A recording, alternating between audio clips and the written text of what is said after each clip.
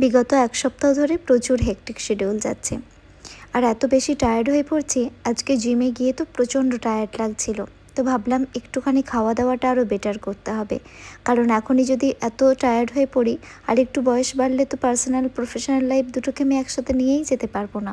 বাবা একটা অ্যামোয়ের protein powder আনিয়েছিল, বাবা আর আমি দুজনে মিলে খাবো বলে, কিন্তু আমি গাফিলতি করে সেটা খাইনি। আজকে থেকে সেটা আবার শুরু করলাম।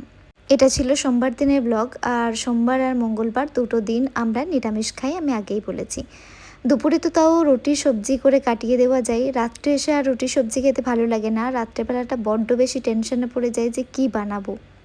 যদিও পনির খেতে আমার ভালো লাগে না, তবুও দেখলাম বাড়িতে বেশ খানিকটা পনির রয়েছে, যখন পনিরটা দিয়ে কিছু একটা বানাই।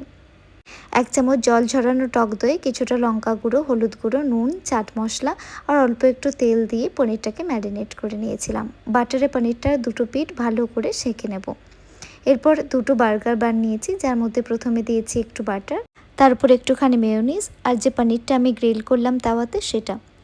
আমি দেখেছি অনেকে আমার রেসিপি সেভ করে রাখেন, তারা বাচ্চাদের টিফিনের জন্য বা নিজেদের চটজলদি কিছু একটা খাওয়ার জন্য এই রেসিপিটা সেভ করে রাখতে পারেন। খুব হেলদি।